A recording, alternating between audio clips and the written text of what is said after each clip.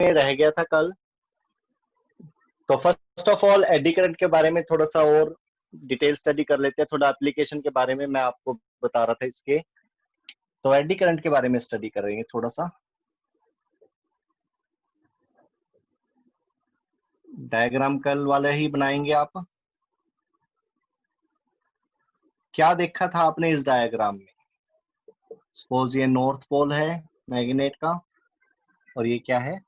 South pole. तो इस तरह से आपने मैग्नेटिक फील्ड को बना लिया था। इसके बाद क्या किया था आपने? यस, यहाँ पर हैंग कर दिया था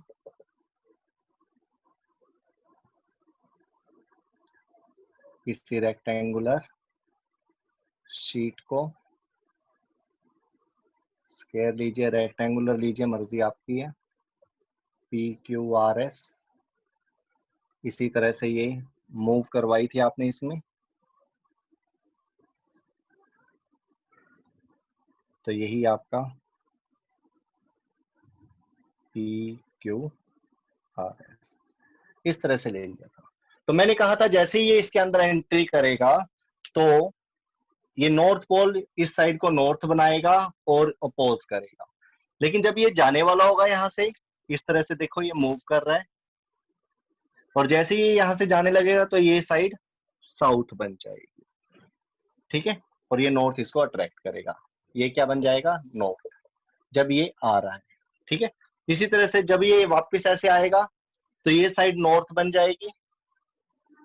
वापसी में क्या बन जाएगा? ये नॉर्थ बनेगा, और जब ये जाएगा तो ये क्या बनेगा? साउथ का लुक ले लेगा। कौन? ये रेक्टेंगल। ठीक है, तो कहने का मतलब क्या, कैसे आया था ये? मैग्नेटिक फील्ड लाइंस के कम ज्यादा होने से। आपको पता है कि जिस डायरेक्शन में मैग्नेटिक फील्ड लाइंस कम हो रही होंगी हम उसमें बढ़ा देते हैं, बढ़ रही होंगी तो कम कर देते हैं। लेंज़ लॉ ने हमें बताया था, इसी को अपोज करना कहते हैं, और इसी की वजह से क्या होता है? इंड्यूस EMF आ जाता है। ठीक है, जिसकी वजह से क्या, एडीज की फॉर्म में इसमें करंट जनरेट हो जाता है। ये आपने सारा स्टडी कर लिया था इसके अंदर। ठीक है, तो बात आ जाती है इसकी एप्लीकेशन। एप्लीकेशन क्या होगी? एप्लीकेशन में क्या होता है इसमें? तो इलेक्ट्रोमैग्नेटिक ट्रेन्स होती है, इलेक्ट्रिक ट्रेन्स होती है, उसको कैसे ब्रेक्स लगाए जाते हैं? ब्रेक सप्लाई करने में। ठीक है, ब्रेक्स ऑफ ट्रेन कैसे? ट्रेन के व्हील्स होते हैं, व्हील्स घूमते हैं ट्रैक के ऊपर। ठीक है, इसके ऊपर यहाँ पर कोयल लगा रखी होती है। क्या कर रखा होता है? कोयल होती है व्हील्स के जस्ट ऊपर, टच नहीं होता ये, थोड़ा सा। जिससे क्या होता है? इसमें करंट छोड़ दिया जाता है। करंट, करंट से क्या होता है? मैग्नेटिक फील्ड होता है। ठीक है, जिसकी वजह से इसका क्या होता है? मैग्नेटिक फ्लक्स चेंज होता है, अपोजिट करंट प्रोड्यूस होगा, अपोज करेगा इसको। अपोज करने की वजह से क्या हो जाएगा? स्टॉप हो जाएगा। ठीक है, दूसरी बात, इसका जो एप्लीकेशन है वो इंडक्शन फर्नेंस के लिए भी किया जाता है। फर्नेंस वर्ड जब आ जाए तो ये भट्टी को लेकर होता है, गर्म करने के लिए होता है, फॉर इंडक्शन फर्नेंस। उसमें कैसे? बहुत बड़ा चैम्बर होता है, एडीज क्या करते हैं? बहुत ज्यादा हीट बना देते हैं। एडी करंट किस में कन्वर्ट हो जाता है? हीट में कन्वर्ट हो जाता है, टेम्परेचर को बड़ा बढ़ा देते हैं, जिसकी वजह से किसी भी फर्नेंस के अंदर मेटल्स को, किसको? मेटल्स को मेल्ट करवाने का काम किया जाता है, और डिफरेंट टाइप ऑफ मेटल को मेल्ट करवाकर एलोय बनाए जाते हैं। क्या बनाए जाते हैं? एलोइस। एलोइस बनाते हैं ना, स्टील वगैरह वगैरह बनाते हैं, तो वो इंडक्शन फर्नेंस में करा जाता है। तो आग वगैरह वगैरह को जलाकर मेल्ट नहीं किया जाता, किसका? एडीज करंट का यूज करके ही क्या करा जाता है? उसको मेल्ट करवा के एलोय में कन्वर्ट करते हैं। गैल्वेनोमीटर होता है, गैल्वेनोमीटर, गैल्वेनोमीटर में नीडल होती है, इधर उधर घूमती है वो। ठीक है, तो करंट जाने की वजह से घूमती है, उसके अंदर भी क्या होता है? इसी तरह से ये एडीज करंट की वजह से क्या होता है? वो अपोज करके क्या हो जाती है? स्टॉप हो जाती है। स्टॉप होती है ना, बीच में आके खड़ी हो जाती है। तो ये सारी एप्लीकेशन किसकी है? एडी करंट की है। ठीक है, जिसके अंदर करंट्स का क्या किया जाता है, अपोज किया जाता है। जो ये एडीज करंट होते हैं ये अपोज करते हैं, जो ये मैग्नेटिक फील्ड है ये अपोज करता है। यहाँ पे आप देख सकते हो इस डायग्राम।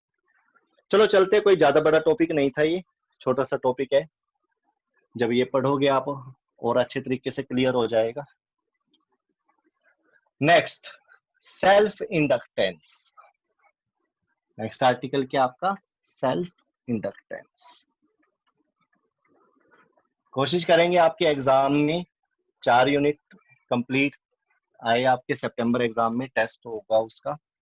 और 5th यूनिट काफी छोटी है, उसके तो नोट्स ही वैसे करवाए जाते हैं, सिर्फ नोट्स भेजे जाते हैं, उसी को पढ़ना होता है। बस थ्योरी का छोटा सा तो मतलब चैप्टर है, तो 5th चैप्टर को ज्यादा इंपॉर्टेंस नहीं देते। तो नेक्स्ट आप जो पढ़ेंगे आज, पढ़ेंगे सेल्फ इंडक्टेंस।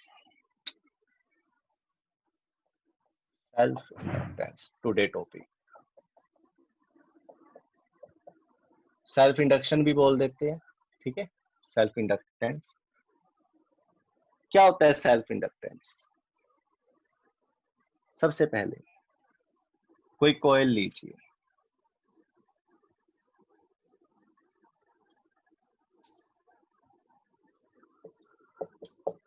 इस कॉइल में से अगर आप करंट आई को पास करते हैं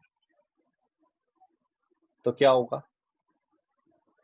करंट आई को सोलेनोइड की तरह काम करेगा, ये मैग्नेटिक फील्ड बनाएगा, ठीक है। वो मैग्नेटिक फील्ड क्या होगा? कांस्टेंट होगा, क्योंकि करंट कांस्टेंट है।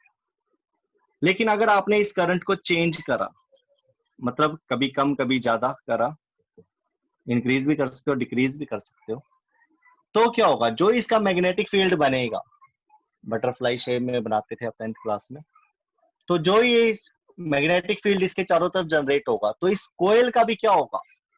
मैग्नेटिक फील्ड यानी कि बी चेंज होगा। और मैग्नेटिक फील्ड चेंज होने से क्या होगा? फ्लक्स चेंज होगा। फ्लक्स चेंज होने से क्या होगा? ईएमएफ इंड्यूस्ड होगा, ठीक है। ईएमएफ इंड्यूस्ड होगा। अगर करंट आप कांस्टेंट रखते हो तब नहीं होगा। और ये जो ईएमएफ इंड्यूस्ड होगा, यू नो वेरी वेल, ये अपोज करता है ना, इस वाले करंट का। अगर ये इंक्रीज हुआ तो चलो ये बाद में पढ़ेंगे। इंड्यूस्ड ईएमएफ होगा, इंड्यूस्ड करंट मिलेगा। और ये हुआ किस वजह से? इस कॉइल की वजह से, ठीक है, इस कॉइल की वजह से इंड्यूस्ड ईएमएफ, क्योंकि ये कॉइल ने अपने आप इंडक्शन करा है, अपने आप इसके अंदर इंड्यूस करा है करंट को, इसीलिए इसको क्या बोला जाता है? सेल्फ इंडक्टेंस या सेल्फ इंडक्शन।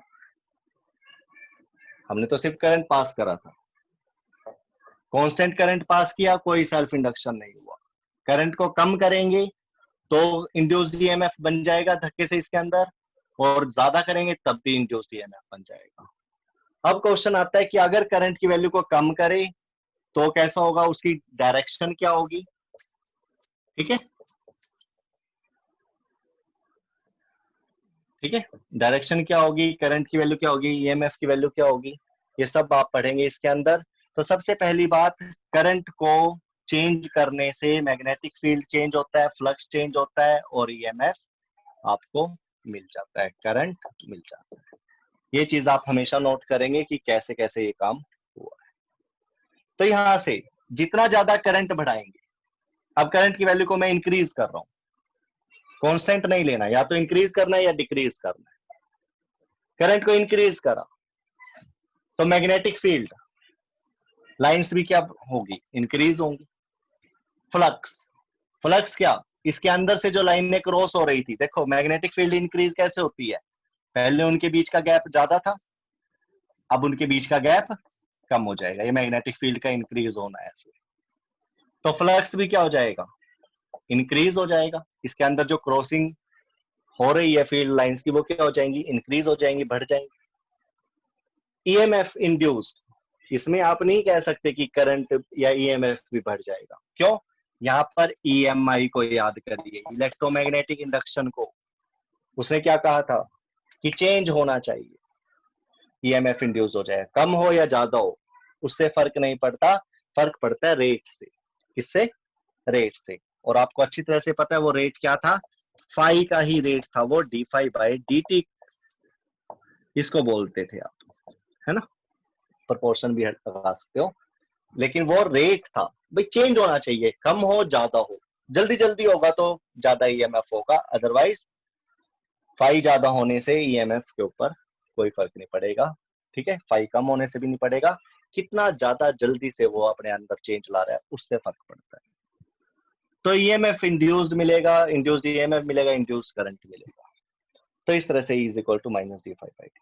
लेकिन यहाँ पे एक चीज नोट करिए, करंट आई का बी से तो आपको रिलेशन पता लग गया, अब आपको फाई के साथ भी पता लग गया। फाई इज डायरेक्टली प्रोपोर्शनल, क्या हो जाएगा यहाँ से, phi is directly proportional to current I. कौन सा करंट? जो आप दे रहे थे। अगर कम करोगे तो ये कम भी हो जाएगा, तो हो गया ना प्रोपोर्शन, डायरेक्टली प्रोपोर्शनल। नेक्स्ट, अगर आप इसका ये प्रोपोर्शन हटाकर, डायरेक्टली प्रोपोर्शन हटाकर इक्वल टू बनाते हो तो यहाँ पर एक कांस्टेंट ऑफ प्रोपोर्शनैलिटी आ जाएगा, L। इसको बोलते हैं coefficient of self induction, self induction या इंडक्टेंस, यही है इंडक्टेंस की वैल्यू L। देखा जाए तो कई बच्चे इसको ऐसे भी पढ़ेंगे, L is equal to phi upon I, ठीक है। फाई को बढ़ा दो L बढ़ जाएगा, आई को घटा दो या बढ़ा दो तो L के ऊपर फर्क पड़ेगा। लेकिन नहीं, आप इस चीज को ऐसे याद रखेंगे जैसे आपने ओम्स लॉ में पढ़ा था, R is equal to V upon I. R क्या था? कांस्टेंट था, वी और आई आपस में प्रोपोर्शन में थे, ठीक है। तो V का R पे और I का R पे कोई फर्क नहीं पड़ता, करंट बढ़ाने से R पे कोई फर्क नहीं पड़ेगा, वोल्टेज बढ़ाने से कोई फर्क नहीं पड़ेगा। ये तो एक सिर्फ एक कंडीशन थी सर्किट के अंदर की, जिसकी रेशो को लेकर रेजिस्टेंस निकाला गया था पूरे सर्किट का। तो यहाँ पे भी ऐसे ही है, ये L कांस्टेंट है, फाई बढ़ाने से L पे और I बढ़ाने से L पे कोई फर्क नहीं पड़ना। L तो एक कांस्टेंट है जिसकी वैल्यू किस पे, मटेरियल वगैरह वगैरह इनके ऊपर डिपेंड करती है, ठीक है। इस चीज का ध्यान रखना, ये L है, कोयल L, ठीक है। तो इस चीज का थोड़ा ध्यान रखना, फ्लक्स का और करंट का सेल्फ इंडक्शन पे कोई फर्क नहीं पड़ेगा। तो phi is equal to L आई।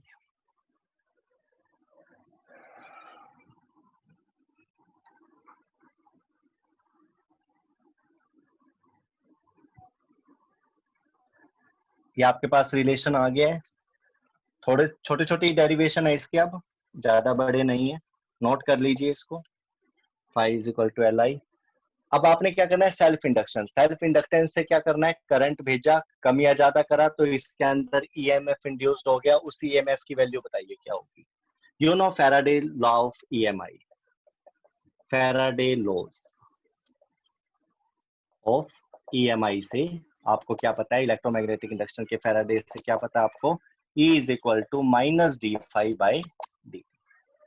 पता है ये रिलेशन, सेकंड लॉ, जितना ज्यादा रेट होगा फ्लक्स चेंज करने का उतना ज्यादा इंड्यूस्ड ईएमएफ। ये E क्या है, इंड्यूस्ड ईएमएफ। तो E is equal to minus D by D t, phi की वैल्यू क्या कैलकुलेट करी आपने यहाँ से, एल आई, क्या कैलकुलेट करी, एल आई। तो यहां से E is equal to minus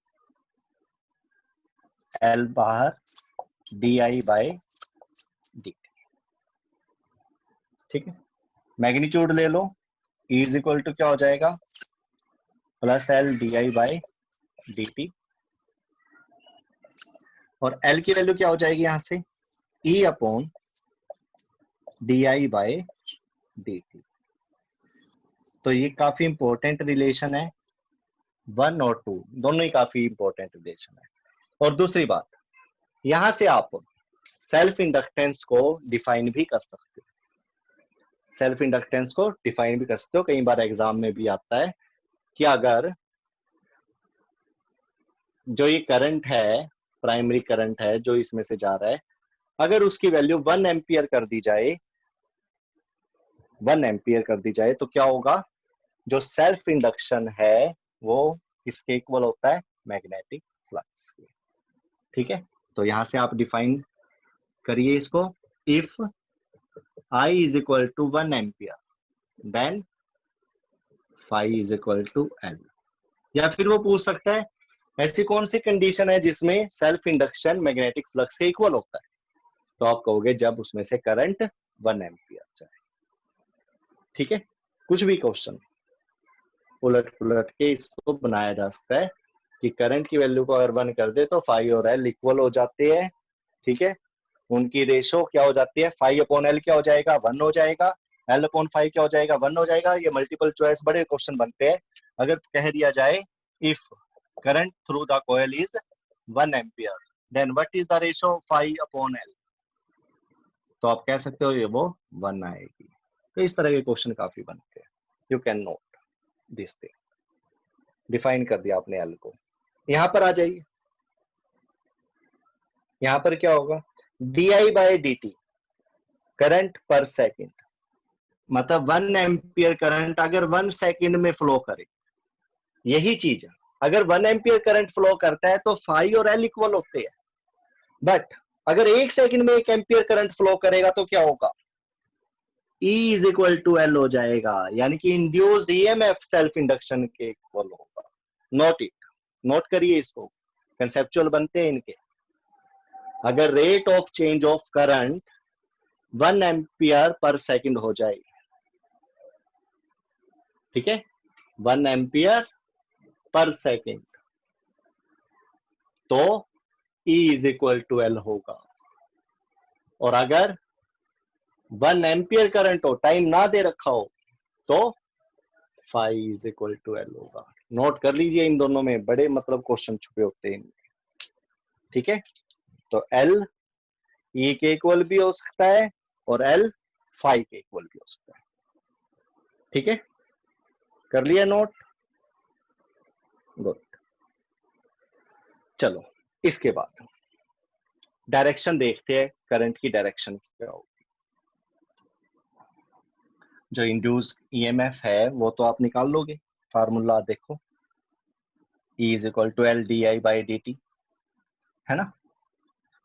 अब बात आ जाती है कि अगर करंट इंक्रीज और डिक्रीज होता है तो इसके अंदर इंड्यूस्ड ईएमएफ आता है, और वो इंड्यूस्ड ईएमएफ करंट भी प्रोड्यूस करेगा, और वो करंट की डायरेक्शन क्या होगी, किस डायरेक्शन में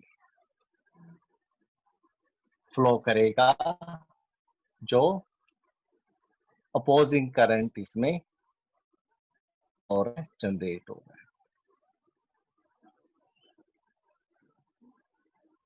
चलो आइए इस डायग्राम पे दोबारा से।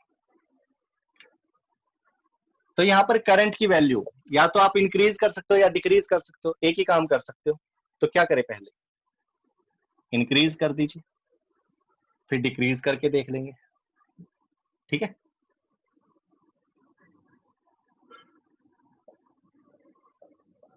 करंट डिक्रीज करके देख लेंगे, फिर पहले इंक्रीज करके देख लेते हैं।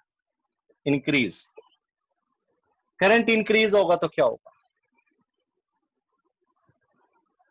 ठीक है, करंट इंक्रीज होगा तो क्या होगा, मैग्नेटिक फील्ड लाइंस बढ़ेंगी जो इसके अंदर से क्रॉस होंगी, है ना। मैग्नेटिक फील्ड लाइंस क्या होंगी, इसके अंदर से क्रॉस होंगी और वो इंक्रीज होंगी। लेकिन आपने क्या पढ़ रखा है कि हमें तो अपोज करना है। क्या करना है, अपोज करना है। तो अपोज कैसे करेंगे,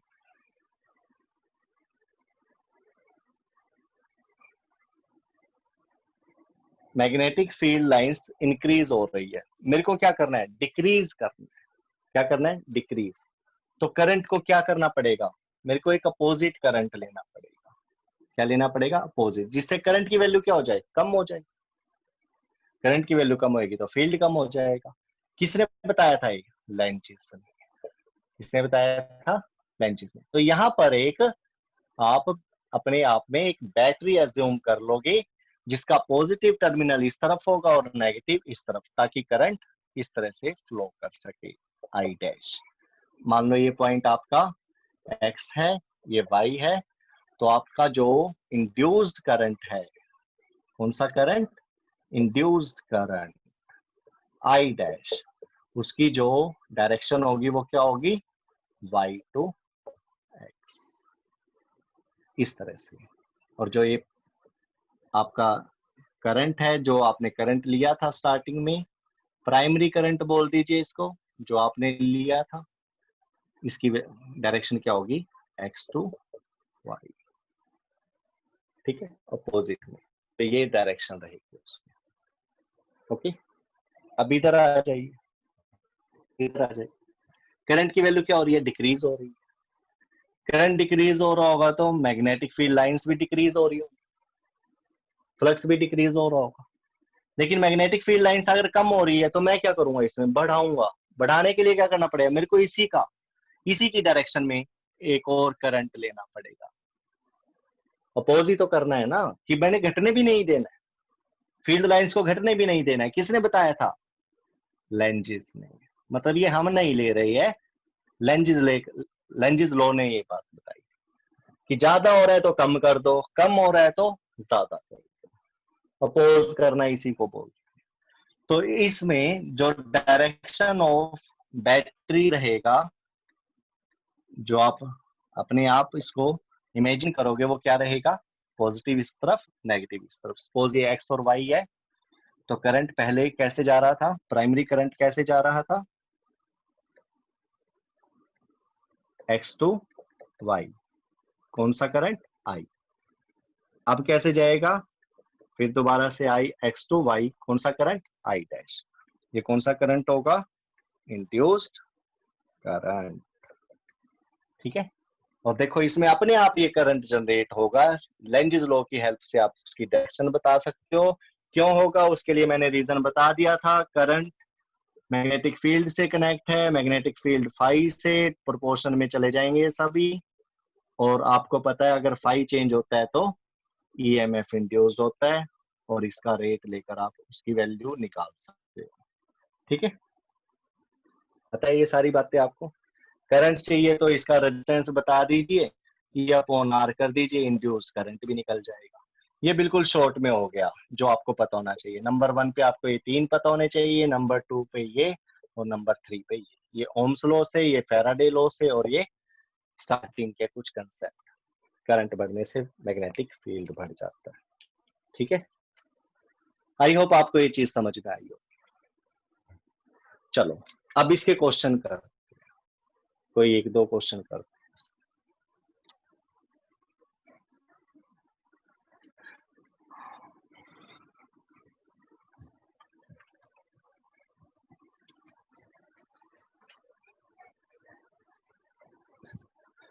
यूनिट वगैरह वगैरह बता देते हैं पहले सेल्फ इंडक्टेंस की।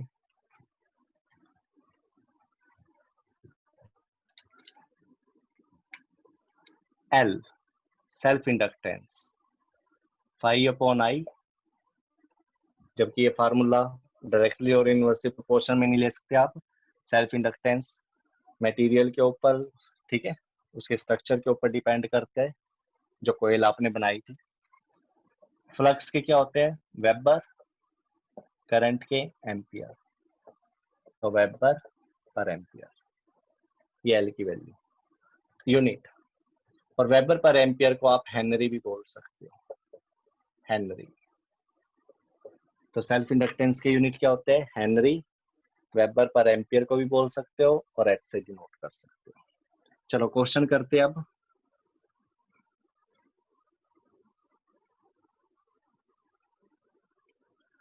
ये कोई कोयल है एल, ये करंट आई, ठीक है। करंट की value D I by D T भी, यहाँ पर करंट चेंज हो रहा है टाइम के हिसाब से वैल्यू दे सकता है वो। सपोज एल की वैल्यू है आपके पास 3 हेनरी। कितना है? 3 हेनरी। पॉइंट ले लीजिए एक्स वाई, ठीक है। D I by D T, इसकी वैल्यू सपोज आपने ले ली 2 एम्पियर पर सेकेंड। कितनी ले ली? 2 एम्पियर पर सेकेंड। तो find induced EMF. Induced EMF निकाल लिया, इंड्यूस्ड ईएमएफ की वैल्यू निकाल लिया। फार्मूला है आपके पास, क्या फार्मूला था? Is equal to L D I by D T. Magnitude ले लिया था उसका, यही था फार्मूला। इंपॉर्टेंट फार्मूला है, ध्यान रखना। Induced EMF is equal to what is the value of L? 3 henry MKS system में है, D I by D T ये भी एमकेएस सिस्टम में 2 एम्पियर पर सेकेंड। तो कितना आ गया? 6 वोल्ट। तो ये आ गया इंड्यूस्ड ईएमएफ 6 वोल्ट आंसर। साथ ही अगर वो आपसे पूछे आल्सो कैलकुलेट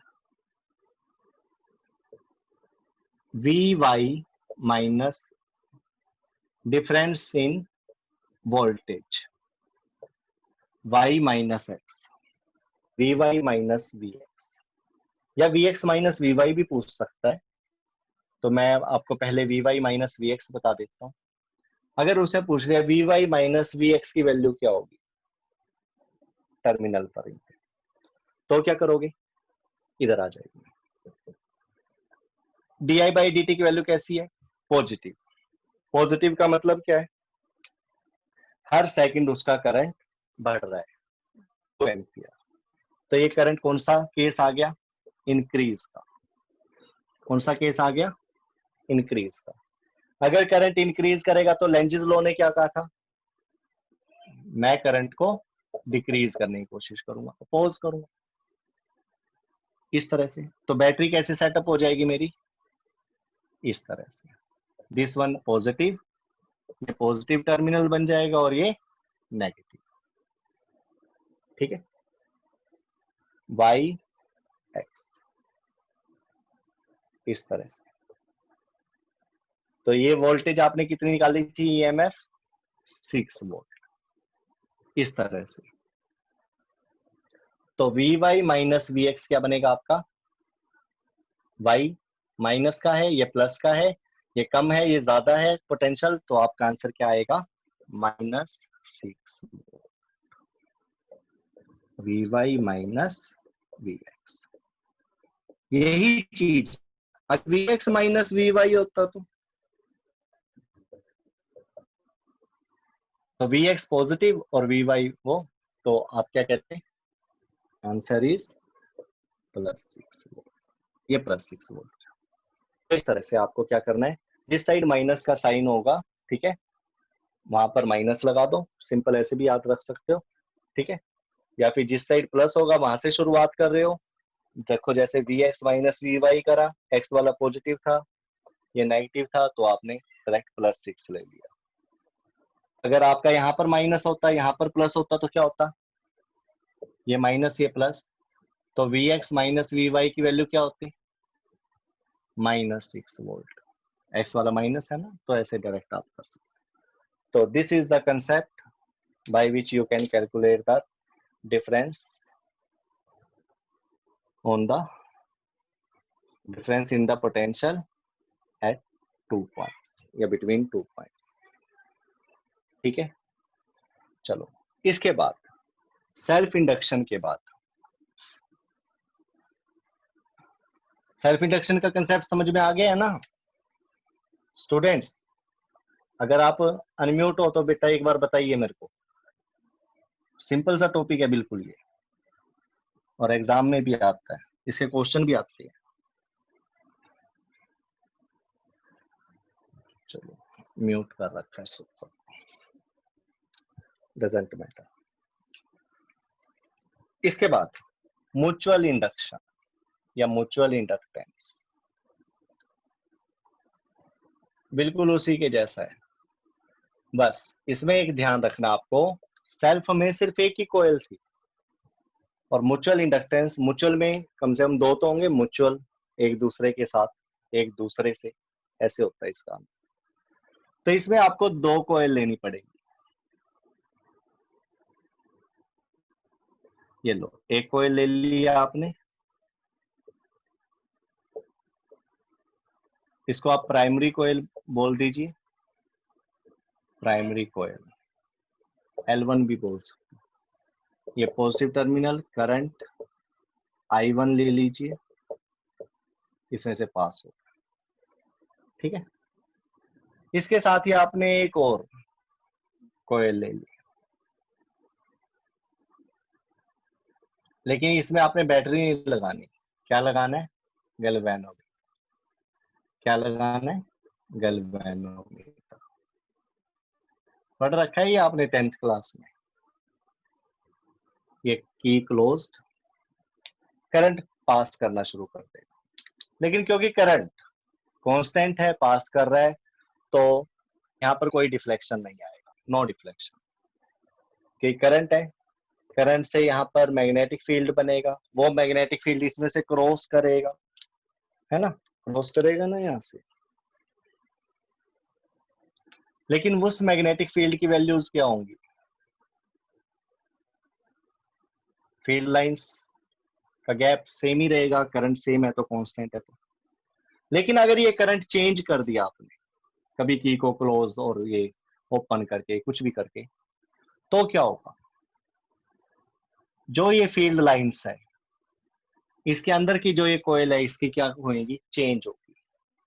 ये कौन सी कोयल है? L2, सेकेंडरी कोयल। कौन सी कोयल? सेकेंडरी कोयल। तो क्या होगा बेटा? ये चेंज होगा। चेंज होने से क्या होगा? सपोज यहाँ पे आपने क्या बना दिया? नॉर्थ पोल और ये south pole. You know very well, change होने से ये इसको अपोज करेगा, ये क्या बन जाएगा? नॉर्थ, और ये क्या बन जाएगा? साउथ। इसमें करंट कैसे फ्लो कर रहा है? क्लॉकवाइज। कैसे कर रहा है? क्लॉकवाइज। तो ये कैसा हो जाएगा? Anti clockwise. लेंजेस ने बता रखा है, और आप भी देख सकते हो। अपोज करेगा, नॉर्थ नॉर्थ पोल हो जाएगा। यहाँ से फिर करंट एंटी क्लॉकवाइज डायरेक्शन में, क्लॉक फेस रूल से आप घुमाओगे तो करंट की डायरेक्शन क्या हो जाएगी? Anti clockwise direction. और जो ये गैल्वेनोमीटर है, ये किस तरफ डिफ्लेक्ट करेगा? राइट साइड पर, ठीक है। तो इस प्रोसेस को बोलते हैं म्यूचुअल इंडक्शन। क्या बोलते हैं? Mutual induction. ट्रांसफार्मर में काम आती है, ट्रांसफार्मर में होता है, ठीक है। तो अब बात आ जाती है कि इसकी डेरिवेशन कैसे करेंगे, किसने किसको अफेक्ट करा। तो सारा खेल कहां से स्टार्ट होता है? दोबारा से करंट से। करंट इंक्रीज होगा, मैग्नेटिक फील्ड इंक्रीज होगा, फाई भी क्या होगा? फ्लक्स भी इंक्रीज होगा, और इनकी वजह से क्या होगा? ईएमएफ, ई इंड्यूस्ड होगा, है ना। कैसे निकालते हो? फैराडे लॉ से, D phi by D T करके। और अगर ई बाई आर रेजिस्टेंस कर दिया जाए तो इंड्यूस्ड करंट भी ले सकते हो आप। ये चीजें मैंने आपको पहले भी बता दी थी, और अब दोबारा क्लियर कर रहा हूं। चलो अब करेंगे आप डेरिवेशन। क्या करेंगे? डेरिवेशन। छोटी सी डेरिवेशन है इसकी। जो ये करंट है I1, अगर मैं इसको बढ़ा दूं तो फ्लक्स भी बढ़ जाएगा, लेकिन किसका? इस कोयल का। इसका नहीं लेना, अब दूसरी कोयल का लेना है। तो यहाँ पर फ्लक्स φ1, यहाँ पर फ्लक्स φ2। तो बस यही ध्यान रखना है इसमें। इसमें जो रिलेशन बनेगा φ2 डायरेक्टली प्रोपोर्शनल टू I1। उसमें तो φ और I थे, सिंगल एक ही जने की बात हो रही थी। इसमें दो दो कोयल है, L1 L2, ठीक है। तो यहाँ पर φ2 is directly proportional to I1। I1 कौन सा? प्राइमरी कोयल, इस वाले सर्किट में जो करंट। φ2 कौन सा? ये इस कोयल का फ्लक्स। इसके सर्कल कितने बड़े हैं, छोटे हैं, कितना दूर है, उससे फर्क पड़ता है। Next, φ2 is equal to MI1। MI1, M क्या है यहाँ पर? Mutual induction. Mutual induction M। तो ये आपके पास रिलेशन आ गया। M क्या है यहाँ पर? कोफिशिएंट ऑफ म्यूचुअल इंडक्शन या इंडक्टेंस। अब बात आ जाती है, ये किसके ऊपर डिपेंड करता है? अगर कोयल की बात है तो मैंने आपको बता दिया था कि कोयल फाई और आई के ऊपर डिपेंड नहीं करता, वो मटेरियल के ऊपर डिपेंड करता है, उसकी कंस्ट्रक्शन, उसके सर्कल्स के ऊपर डिपेंड करता है। यहाँ पर आइए, म्यूचुअल इंडक्शन। इस कॉइल से इसके ऊपर म्यूचुअली क्या हो रहा है, इंड्यूस हो रहा है, क्या एक तरह से मैग्नेटिक फ्लक्स जा रहा है, इस पे करंट इंड्यूस हो रहा है, ईएमएफ इंड्यूस हो रहा है। तो यहाँ पर म्यूचुअल इंडक्शन एम का रीजन क्या है, देखो एम के कई रीजन है, इसका पास होना, पास है तो म्यूचुअल इंडक्शन ज्यादा होगा, दूर चला गया तो म्यूचुअल इंडक्शन कम हो जाएगा। दूसरा इसकी बनावट, मान लो ये बनावट किसी और तरीके की होती, इस तरह से होती तो ये स्प्रिंग ऐसे ना होकर ऐसे होता, तो इसके ऊपर भी यानी कि इसकी कोयल की जो ओरिएंटेशन है इसके सामने है या नहीं, ये ऊपर नीचे कहीं और तो नहीं है, लोकेशन के ऊपर डिपेंड करता है। तो इन चीजों के ऊपर म्यूचुअल इंडक्शन डिपेंड करता है कि ये ना हो एक कोयल यहाँ पे है, ये दूसरा कहीं और रख दिया दूर ले जाकर आपने, तो क्या म्यूचुअल इंडक्शन होगा, उसमें कुछ भी नहीं होगा। तो म्यूचुअल इंडक्शन और सेल्फ इंडक्शन में ये फर्क है। सेल्फ इंडक्शन में एक ही कोयल है, उसी के अंदर से करंट पास हो रहा है, उसी के अंदर से फ्लक्स आना है, तो वो उसकी कोयल के ऊपर बात कर रहा था सारी। लेकिन म्यूचुअल इंडक्शन में इस कोयल की बात ना करके वो कह रहा है कि जो दूसरी कोयल है वो उसके कितना पास है, कितने दूर है, लोकेशन क्या है, ओरिएंटेशन क्या है उसकी, ठीक है, उसके अंदर ये कोयल कितनी बनी हुई है, सर्कल कितने बने हुए हैं, इनके ऊपर डिपेंड करता है। तो ये सारा का सारा म्यूचुअल इंडक्शन को अफेक्ट करता है। तो यहाँ पर भी अगर करंट की वैल्यू को 1 एम्पियर कर दिया जाए तो फाई टू किसके इक्वल हो जाएगा, म्यूचुअल इंडक्शन। वही सेम, बस बात यह है कि इसमें 2 कॉइल होंगी, ध्यान रखना इस चीज का। और क्या पढ़ोगे, Faraday law of electromagnetic induction, क्या कह रहा था वो, E is equal to minus D phi by D T. Put करिए यहां पर value, E is equal to minus D by D T M, phi की value I1, E is equal to क्या हो जाएगा, ये माइनस मैग्नीट्यूड ले लो, खत्म करो इसको, चलो बाद में कर लेना, minus M D I1 upon D T. तो एम की वैल्यू क्या आ गई यहां से, minus E upon D I by T, magnitude ले लो, दोबारा से वही रिलेशन आ गया। बट इसमें क्या होगा, अगर D I by D T की वैल्यू आपने 1 एम्पियर पर सेकेंड ली तो क्या होगा, E is equal to M हो जाएगा। यहां पर क्या है, अगर करंट की वैल्यू 1 एम्पियर ली तो जो फ्लक्स है वो म्यूचुअल इंडक्शन के इक्वल, अगर rate of change of current 1 ले लिया तो क्या होगा, induced EMF is equal to mutual induction आ जाएगा। ठीक है, सेम यूनिट रहेंगे इसमें म्यूचुअल इंडक्शन के। एम इज इक्वल टू क्या है, 5 अपॉन आई आता है, यहाँ पे भी यही आता है 5 upon I, same unit weber पर एम्पियर, और हेनरी बोलेंगे आप इसके यूनिट, क्या बोलेंगे, हेनरी एच। नोट कर लीजिए इसको, नोट करिए इसको, स्क्रीनशॉट ले लीजिए। चलो चलो सेल्फ इंडक्शन का एक क्वेश्चन और करते हैं, माइनस में लेते हैं D I by D T की वैल्यू, सेम